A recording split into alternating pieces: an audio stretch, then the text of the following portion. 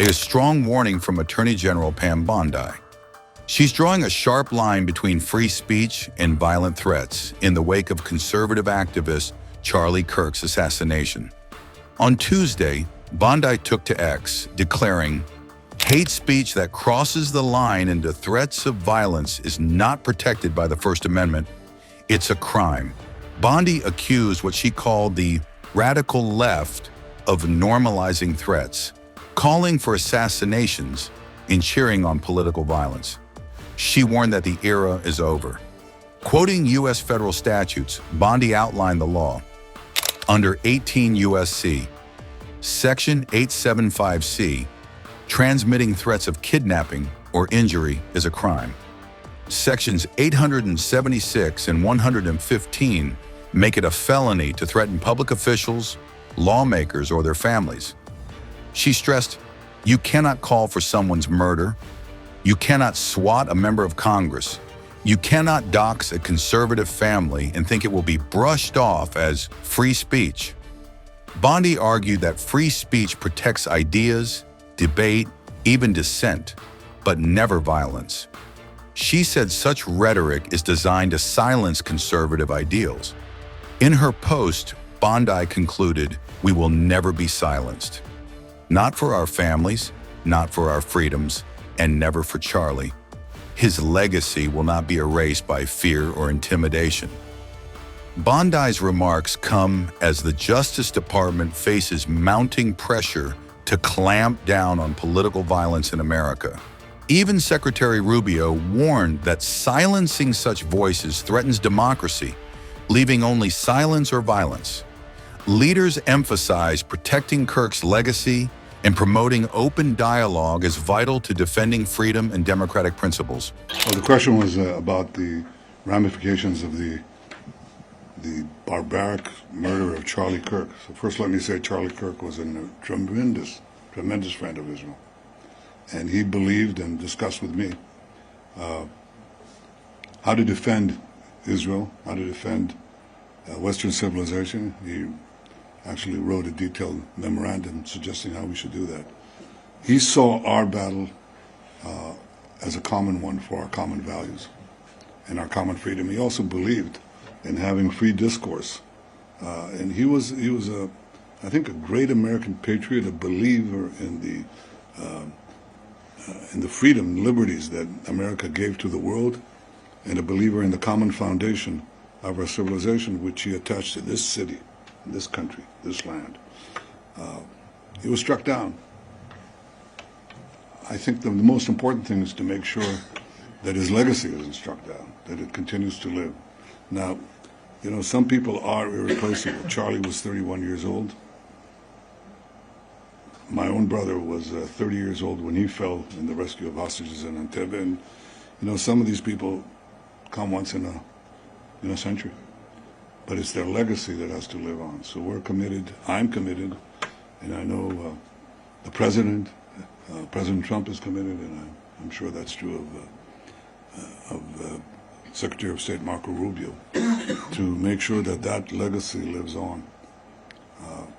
How to address the threats is what you're saying. How do you actually address the threats of the poisonous incitement of the people who don't believe in free speech, who believe in the imposition of their views on others, who speak of democracy but actually want to trample democracy into the dust?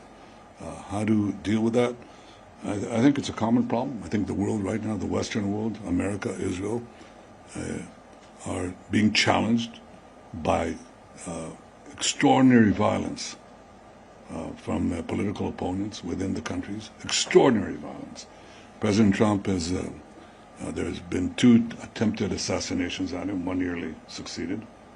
I've been targeted myself with death threats, which are pretty much daily. My family is targeted. And so are ministers and public figures. They're harassed, they're threatened in Israel and in America. And this is a challenge to our democracy. Democracy is supposed to be the nonviolent resolution of conflict within a society. Nonviolent resolution. The decisions are made not by bullets, but by ballots. And these people increasingly are more and more violent. And the more they speak of democracy, the more they threaten it. They basically say that the greatest danger to democracy is democracy. You're not going to have the rabble decide. I mean, these people who go to the polls, who are they? We're the enlightened ones. We're raised above that. That's the true democracy. The true democracy is to ensure that there is no democracy. And there's double talk. There's the use of words that mean entirely different things. And that certainly won't derail us. But I'm sure that we should take all the actions independently and jointly to protect our liberties, our way of life, our democracies. Well, a couple points on, I think it's horrifying to see any human being executed before the entire world because of the social media. It was a particularly difficult week this week in the White House and in Washington because Charlie Kirk wasn't just someone who supported the president. He wasn't just someone that we were aware of. He was a personal friend to a lot of people in that White House. The president, to the vice president, to multiple people. It was a combination, political assassination, but also death in the family type event. And it was shocking to a lot of people to see. Apart from the tragedy of it for him and for his family and for the nation, really, is the irony. Charlie was one of the few people out there that was actually engaging what we need more of, and that is debate and conversation among people with strong disagreements. People know Charlie Kirk because of his role on campuses. He would go on college campuses, and he would actively seek out and invite people who strongly disagreed with him to come to the microphone and engage in a back and forth.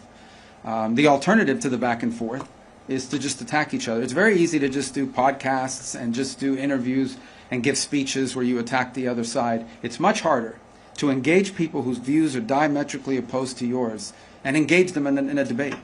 And he did that. But he didn't just do that on college campuses, because that's what he was best known for. He did that online as well.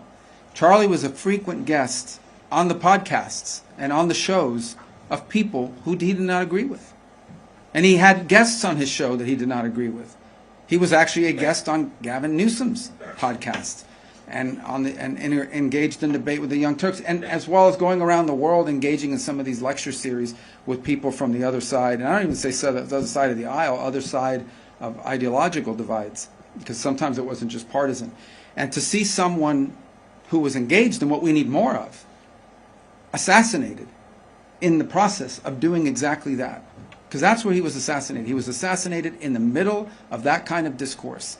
I think was an effort not simply to silence Charlie's voice, but I think is an effort to intimidate and silence that kind of effort in America.